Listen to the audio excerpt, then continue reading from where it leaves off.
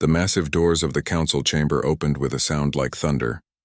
Ambassador Laura Martinez walked through them and felt the weight of 1,000 alien eyes watching her every step.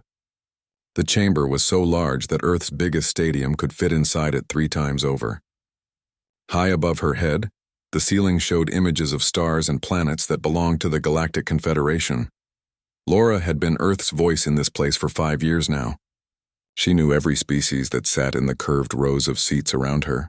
The tall blue beings with crystal skin were the architects. They could change the shape of entire worlds just by thinking about it. The shadow-like creatures that seemed to fade in and out of sight were the void walkers. They could step between dimensions like humans walked through doorways.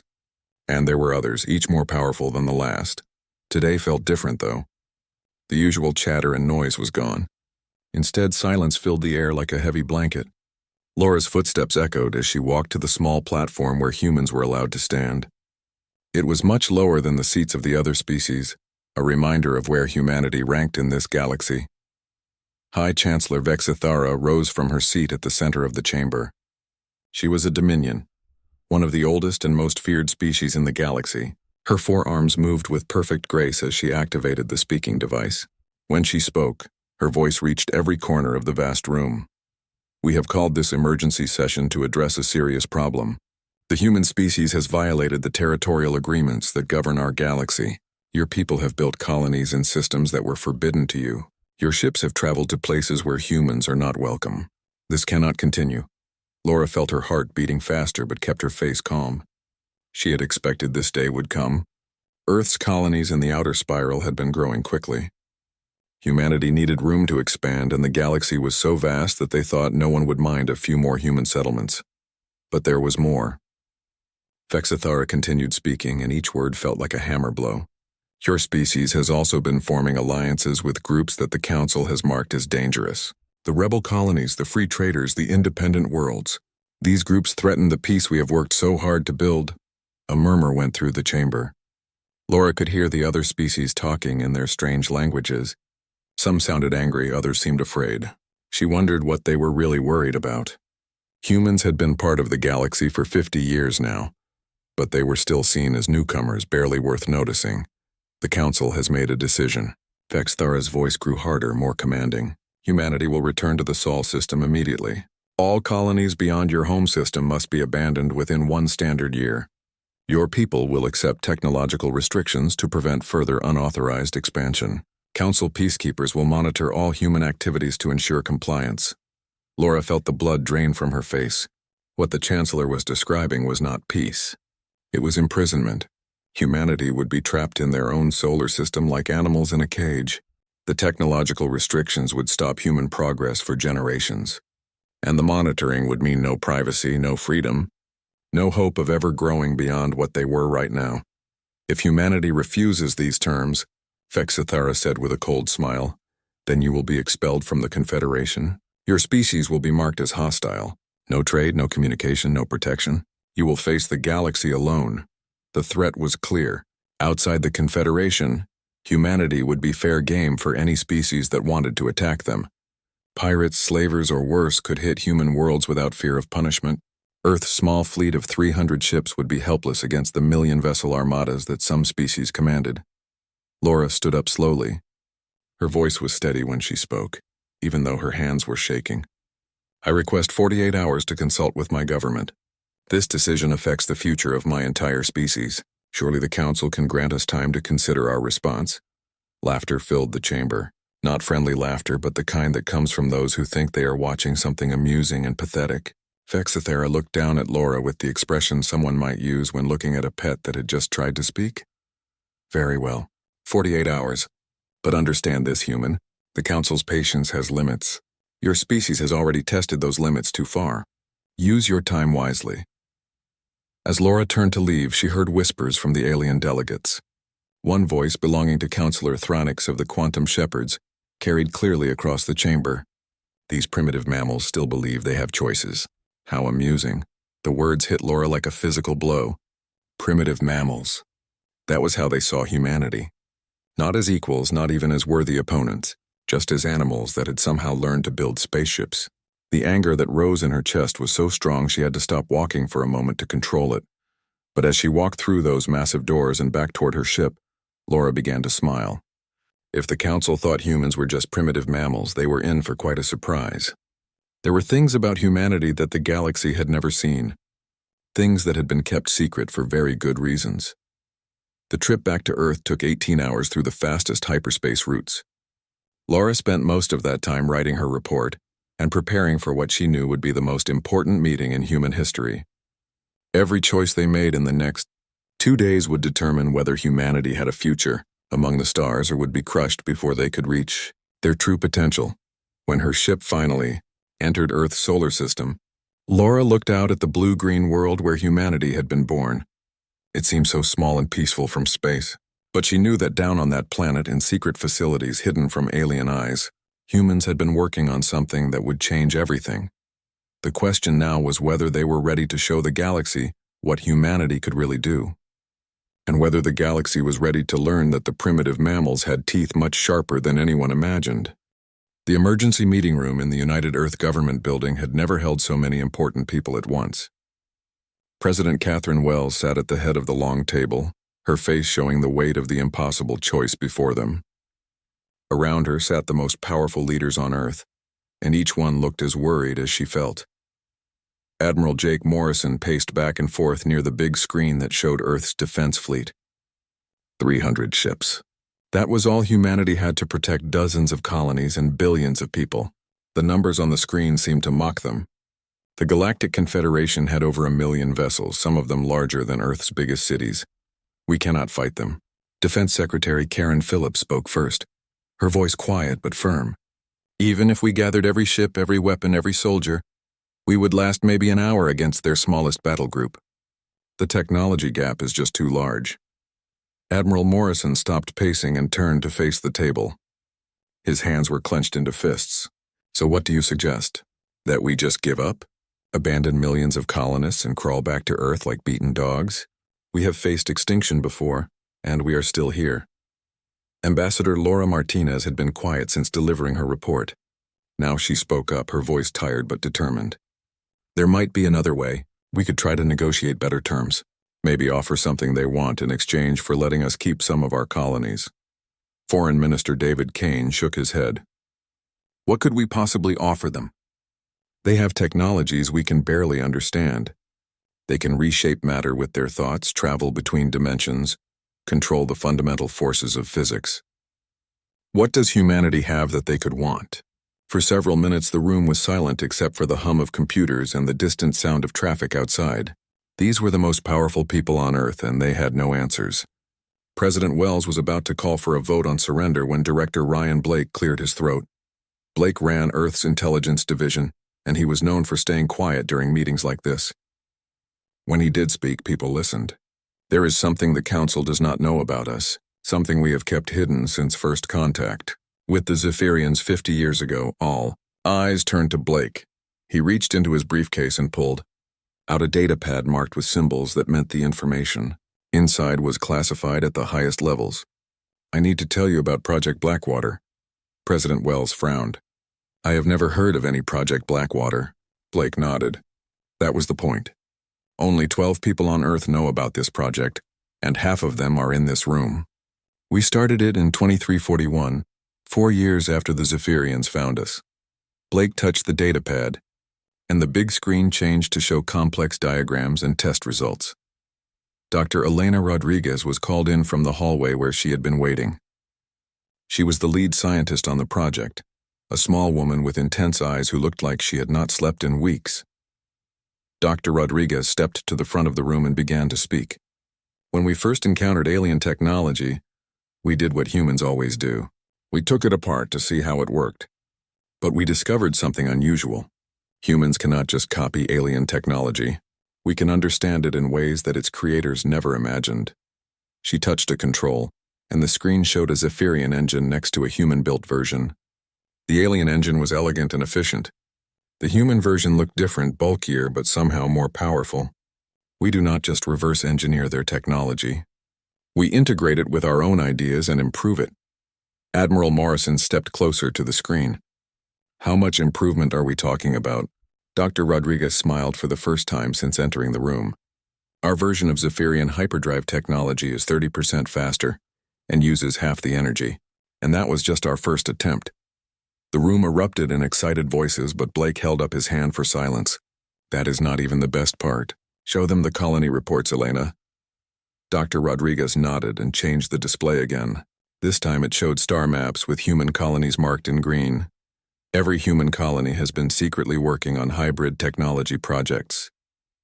We have combined crystalline matter shaping techniques with Void Walker dimensional technology. We have merged quantum shepherd force manipulation with Dominion energy systems. The results have been beyond our wildest dreams. Foreign Minister Kane leaned forward in his chair. You mean our colonies have been developing advanced technology this whole time? How did the Council not notice? Blake answered that question. Their monitoring systems are designed to detect traditional technological signatures. Our hybrid approach creates patterns they have never seen before. Dr. Rodriguez pulled up another display showing ship designs. These were unlike anything in the known galaxy. Human vessels that seem to combine the best features of every major civilization. We have been very careful to hide our true capabilities. To Council censors, our colonies look like they are using primitive human technology. President Wells stared at the designs in amazement. How many ships like this do we have? Blake smiled grimly. More than the Council suspects. Every human trader, diplomat, and explorer has been gathering technology samples and intelligence. What they think are gifts to primitive humans have actually been carefully studied and integrated into our growing arsenal. The scale of the deception was stunning. For 50 years, humanity had been playing the role of grateful newcomers while secretly building something the galaxy had never seen.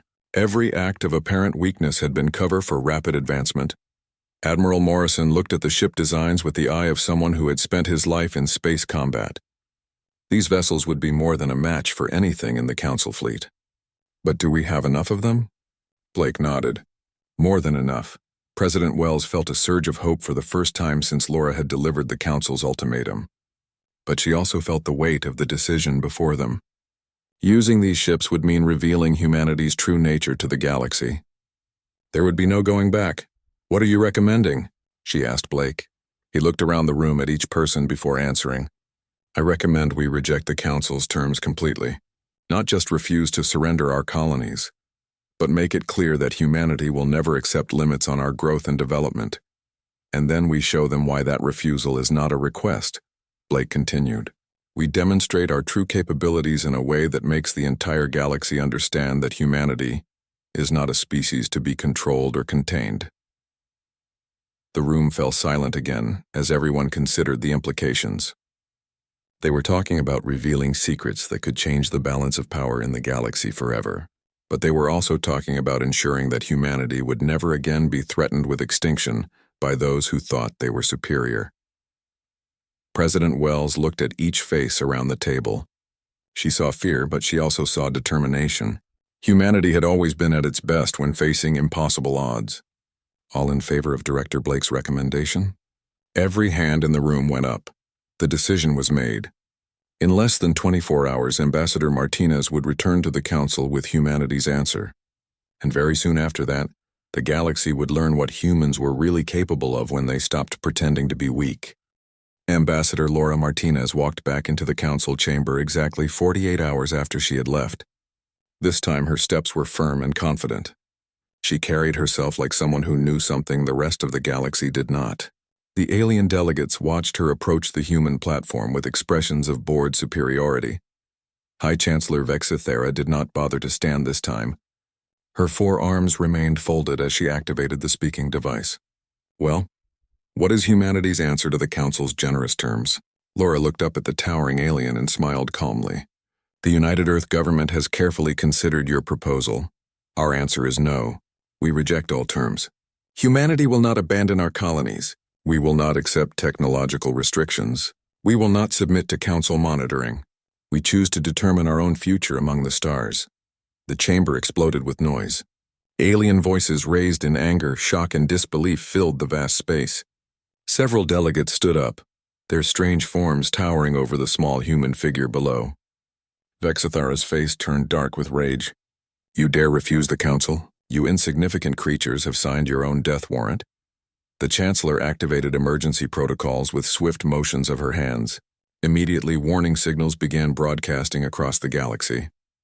Humanity was now classified as a hostile species. Trade agreements were canceled, diplomatic immunity was revoked, and military action was authorized. Laura remained calm as chaos erupted around her. She had expected this reaction. In fact, she was counting on it. The more dramatic the Council's response, the more impressive humanity's demonstration would be. As she left the chamber for the last time, she sent a single coded message to Earth. 3 hours later, massive Confederation battle fleets began moving toward the Sol system. Admiral Korath of the Dominion commanded the largest fleet, consisting of 200 warships each the size of a human city. Admiral Sethan of the Crystalline Architects brought 100 vessels that could reshape themselves during battle. Admiral Vorthak of the Void Walkers led 50 ships that could attack from multiple dimensions at once. The galaxy watched through news feeds and monitoring stations as the three fleets converged on humanity's home system. Military experts calculated that Earth's entire defense force would be destroyed in minutes. Some alien civilizations placed bets on how long the human fleet would last. Most estimates were under 10 minutes. Admiral Jake Morrison stood on the bridge of his flagship, the Neptune's Revenge. Around him, his crew worked with calm efficiency, preparing for the most important battle in human history. Morrison looked at the tactical display showing 3 enemy fleets approaching. Any one of them was powerful enough to conquer most civilizations. But Morrison was not worried. In fact, he was excited. Humanity had been hiding their true strength for 50 years. Today they would finally show the galaxy what they had become. All ships, this is Admiral Morrison. Operation Revelation is now active. Show them who we really are. Space around the Sol system began to shimmer and distort. What the aliens had thought was empty space suddenly filled with ships. Not the small, crude vessels they expected, but massive warships that defied everything the galaxy knew about human technology. The Neptune's Revenge was no longer the simple metal ship it had appeared to be. Its hull flowed and changed shape like living crystal, using architect technology. Parts of the ship faded in and out of normal space, employing Voidwalker dimensional techniques. Energy fields surrounded the human fleet, bending space and time with quantum shepherd science. Admiral Korath stared at his display screens in disbelief. These cannot be human ships. Our intelligence reports showed they had only primitive vessels. His tactical officer, a veteran of 1,000 battles, was checking and rechecking his instruments. Sir, the readings are confirmed. Those are human energy signatures, but the technology is unlike anything in our databases. The 3 alien fleets opened fire, unleashing enough energy to destroy entire worlds. Beams of pure force that could cut through any known material struck the human ships. Weapons that had never failed to destroy their targets fired again and again. But nothing happened. The human ships did not just absorb the attacks. They redirected them, feeding the energy back into their own systems. Shield technologies from 7 different species working together created defenses that the galaxy had never seen. The more the aliens fired, the stronger the human ships became. Captain Lisa Chen commanded the destroyer Horizon's Edge from a bridge that existed in 4 dimensions at once. Her ship was testing the most advanced human technology, existing in multiple realities simultaneously. She could see the alien fleets in normal space, but also in the dimensional layers where Voidwalkers usually hid. Horizon's Edge opened communication channels to the trapped Confederation ships. This is Captain Chen of the Human Defense Force. Your weapons cannot harm us, but we do not wish to harm you. Surrender now and you will be safely escorted out of our system. The alien commanders could not believe what they were hearing. Humans were offering them mercy? Admiral Sethan tried to use his most powerful weapon, a reality-shaping beam that could turn matter into energy. The beam struck a human cruiser and simply disappeared, absorbed by shields that seemed to exist outside normal physics. Morrison decided it was time to end the demonstration. All ships begin containment procedures. Do not harm the crews, but make sure they understand the situation. Human ships moved with impossible grace, surrounding each alien vessel with fields that froze them in space. Zephyrian time dilation technology slowed the alien ships until they could barely move. Dominion matter conversion beams harmlessly transformed their weapons into inert materials. Voidwalker dimensional technology moved the helpless ships away from Earth, placing them at the edge of the solar system, where they could do no harm. The entire battle lasted less than an hour. Three of the most powerful fleets in galactic history had been defeated without losing a single ship. More importantly, not one alien crew member had been killed. The humans had demonstrated overwhelming superiority while showing perfect restraint. News of the impossible human victory spread across the galaxy faster than light itself. Species that had ruled for millions of years watched in stunned silence as their most advanced technology was casually defeated by the race they had dismissed as primitive. Mammals. Admiral Morrison opened a communication channel that reached every ship in the disabled fleets. This is Admiral Morrison of the Human Defense Force. Your ships and crews are unharmed. You are free to return to your home systems with this message. Humanity seeks peace, but we will not be threatened or controlled. One by one, the alien ships were released and allowed to leave. They limped away from the Sol system, their crews still trying to understand what had happened. The humans had not just defeated them, they had made it look easy. As the last enemy ship disappeared into hyperspace, Morrison looked out at Earth hanging peacefully in space. The planet that had given birth to humanity looked the same as always. But everything else had changed. The galaxy now knew that humans were not weak prey to be bullied and controlled. They were something far more dangerous. They were a species that had quietly learned everything the galaxy had to teach, improved upon it, and then revealed their true power only when threatened. And this demonstration was just the beginning. The emergency session of the Galactic Council lasted for 3 days without break. High Chancellor Vexithara had not left her seat since the reports started coming in from the Sol system. Her forearms shook as she read each new intelligence briefing. The impossible had happened and no one knew what to do about it. Counselor Thronix of the Quantum Shepherd stood before the assembled delegates, his usual confidence completely gone. The recordings do not lie. 3 of our most powerful battle fleets were defeated, without destroying a single human ship. Our weapons, which have conquered 1,000 worlds, had no effect on their defenses. The holographic display in the center of the chamber showed the battle again and again.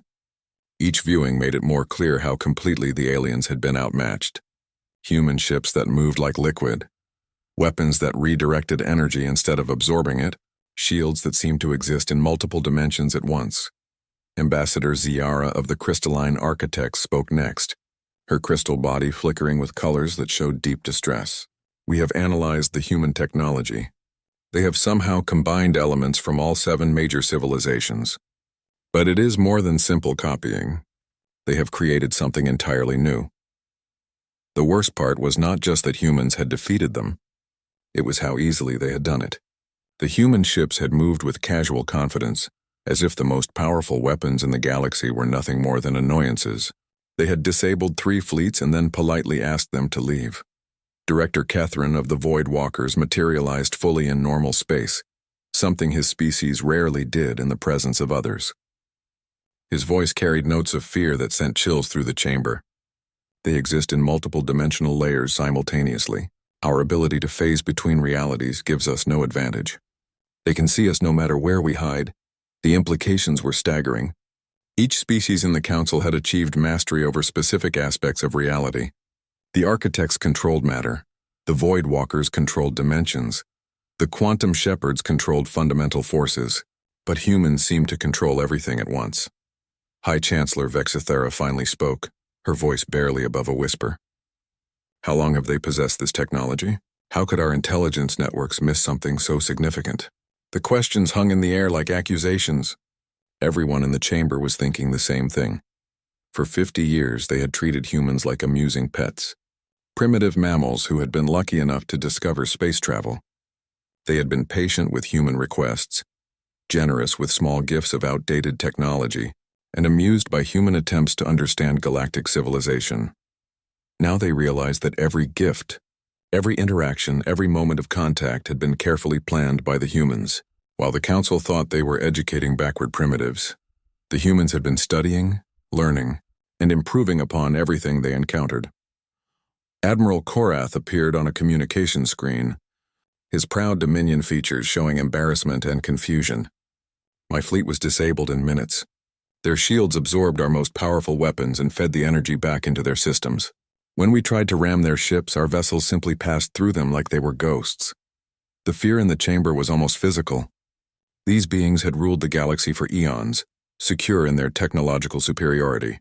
They had never imagined that a young species could surpass them so completely. Worse, they had no idea what humans planned to do with their newfound power. Across the galaxy, the news spread with lightning speed. On 1,000 worlds, alien civilizations that had never known defeat watched recordings of human ships casually destroying the most powerful fleets in existence. The psychological impact was devastating. Trade networks that had operated for millions of years began shutting down. Species that had freely shared technology and resources suddenly became secretive and paranoid. If humans could learn and improve upon anything they encountered, then contact with them was dangerous. Communication channels went dark as entire civilizations implemented information blackouts. Research facilities that had operated openly for centuries suddenly became heavily classified. The galaxy that had been connected by vast networks of trade and communication began to fragment into isolated pockets of fearful silence. Dr. Elena Rodriguez broadcast a message from Earth that reached every inhabited system in the galaxy. Her voice was calm and professional as she explained humanity's unique evolutionary path.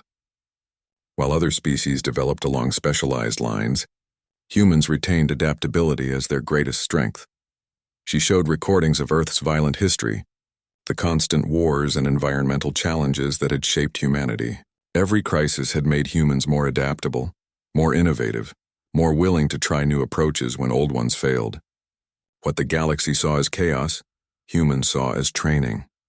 The message explained how humans had spent 50 years carefully studying every piece of alien technology they encountered, not just copying it, but understanding the fundamental principles and finding ways to combine different approaches into something entirely new. This revelation terrified the galactic powers even more. Humans had not just stumbled upon advanced technology, they had methodically planned their rise to power from the moment of first contact. Every human ambassador, trader, and tourist had been part of a vast intelligence operation. Desperate attempts at diplomacy began immediately. The Council sent envoy after envoy to Earth, offering everything they could think of: full membership with voting rights, access to the most closely guarded technologies, territorial concessions that would make humanity one of the major galactic powers. Ambassador Laura Martinez met each delegation with polite but firm responses. Humanity appreciated the offers, but they had simple demands: complete recognition of human sovereignty, formal apology for the attempted subjugation, and establishment of genuine equality within the Confederation. The demands seemed reasonable, but they represented something the Council had never done before: admitting that they had been wrong about a species they had dismissed as primitive. Acknowledging that the upstart humans had forced the ancient powers to change their entire approach to galactic governance. Even more frightening was humanity's restraint. They could have demanded tribute, territory, or submission. Instead, they asked only for respect and equality. This measured response suggested strategic thinking and long-term planning that made humans even more dangerous in the eyes of galactic leaders. The galaxy that had been buzzing with activity and communication for millions of years fell into an eerie silence. Species that had proudly announced their achievements now hid their capabilities. Research that had been shared openly became classified secrets. Trade routes closed, alliances dissolved, and fear replaced cooperation. In the depths of space, on planets that had been peaceful for eons, military leaders began preparing for a future they had never imagined. A future where humanity might decide that the galaxy would be better off under human control. A future where the primitive mammals had become the apex predators. The silence stretched across 12,000 star systems, broken only by encrypted communications and the sound of weapons being prepared. The galaxy waited to see what humanity would do next, and whether the species that had shown such perfect restraint would continue to be merciful. 6 months had passed since the demonstration at the Sol system, and the galaxy was still holding its breath. President Catherine Wells stood before the massive communication array that could reach every inhabited world in known space. Today, she would finally reveal humanity's true intentions to a universe that had been paralyzed by fear. The broadcast began with a simple message that reached billions of beings across thousands of worlds. People of the galaxy, I am Catherine Wells, President of the United Earth Government. Today, humanity wants to share our vision for the future of galactic civilization. We know that many of you are afraid of us. You have seen our technology and wondered what we plan to do with it. You have worried that humanity seeks to conquer and dominate as so many species have done before us. I am here to tell you that conquest was never our goal. Director Ryan Blake appeared on screens across the galaxy, standing beside displays that showed 50 years of hidden research. During our time in the Confederation, we discovered something troubling. Galactic civilization has stopped growing. Each species reached technological peaks long ago and then simply stopped advancing. The evidence was overwhelming. For millions of years, the major civilizations had maintained the same technologies, the same social structures, the same limitations. Progress had been replaced by stagnation, innovation by tradition. The Council maintained power by preventing the kind of collaboration that might threaten established hierarchies. But humanity offers something different. Dr. Elena Rodriguez stepped forward, her voice filled with excitement rather than threat. Our species has a unique gift for adaptation and integration. We can take technologies that have remained separate for eons and combine them into something greater than the sum of their parts. She showed examples of what human-led collaboration had already achieved. Energy systems that were twice as efficient as anything previously known. Faster-than-light drives that could cross the galaxy in days instead of months. Medical techniques that combined the best knowledge from dozens of species to save lives that would have been lost before. The message was clear. Humanity was not offering domination but partnership. Not conquest but collaboration. They wanted to use their unique abilities to help every species in the galaxy reach beyond the limitations that had held them back for so long. The response was immediate and divided. Some species, particularly the younger civilizations that had been held back by Council restrictions, eagerly accepted human offers of joint research projects. Others, especially the ancient powers, remained suspicious and fearful. The Narathi Commonwealth was the first to officially request human assistance. Their star system was dying, and traditional technology could not save it. Dr. Rodriguez led a team of human scientists to work alongside Narathi engineers. Within 3 months, they had developed a stellar engineering technique that extended the star's life by millions of years. Success followed success. Admiral Jake Morrison oversaw the transformation of human colonies into research centers where multiple species worked together.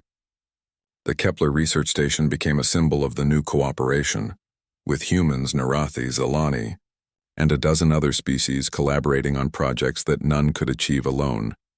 Captain Lisa Chen commanded exploration missions that pushed into uncharted regions of space. Her mixed-species crews discovered new forms of energy, encountered previously unknown civilizations, and mapped dimensional passages that revolutionized galactic travel.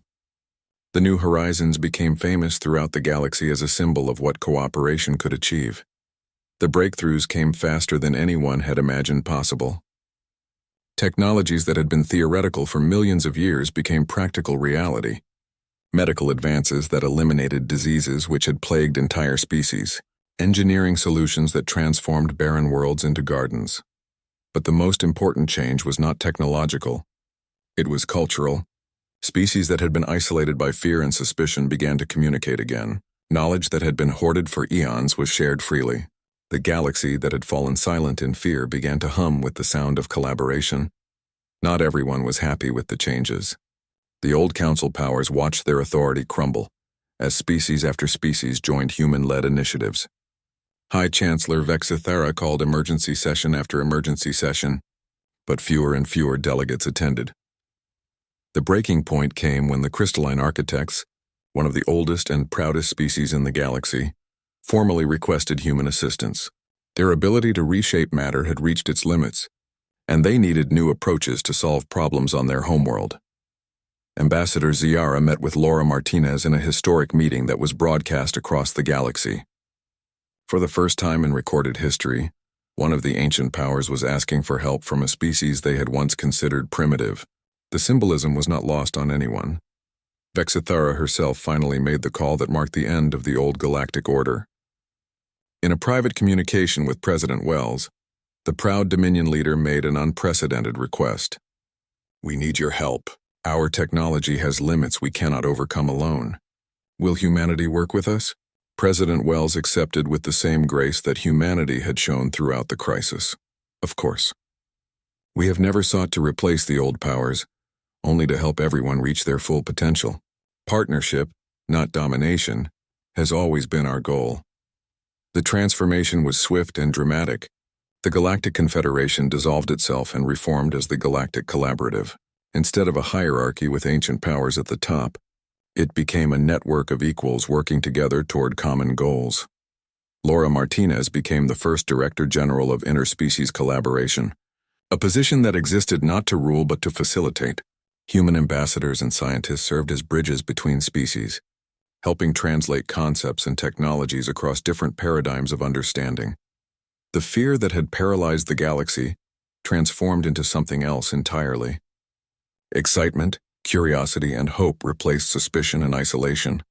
Species that had not spoken to each other for millions of years began sharing their greatest discoveries. 5 years after the Sol system demonstration, the galaxy was experiencing a renaissance unlike anything in its history.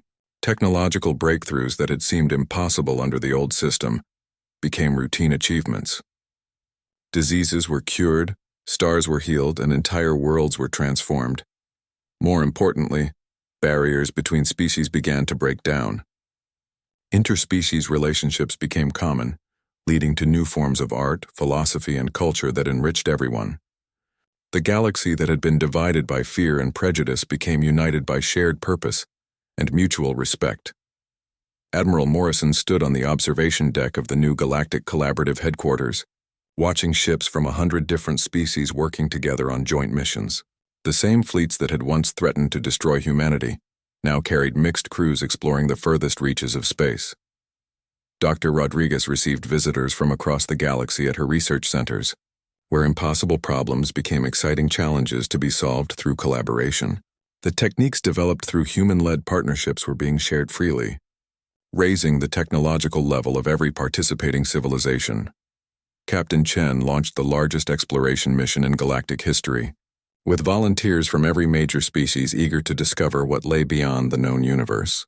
The spirit of cooperation that humanity had fostered was driving expansion and discovery at an unprecedented rate as Laura Martinez reviewed the reports coming in from thousands of collaborative projects across the galaxy.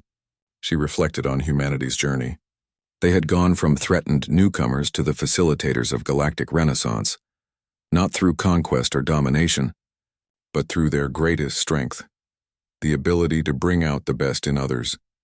The galaxy that had once fallen silent in fear now hummed with the sound of unprecedented collaboration.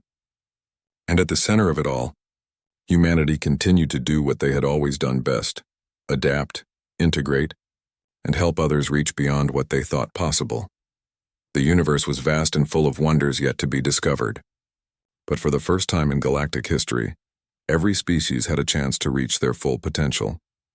The primitive mammals had shown them all that there were no limits to what could be achieved when fear was replaced by hope, and isolation was replaced by cooperation. Humanity's true power had never been their technology or their weapons.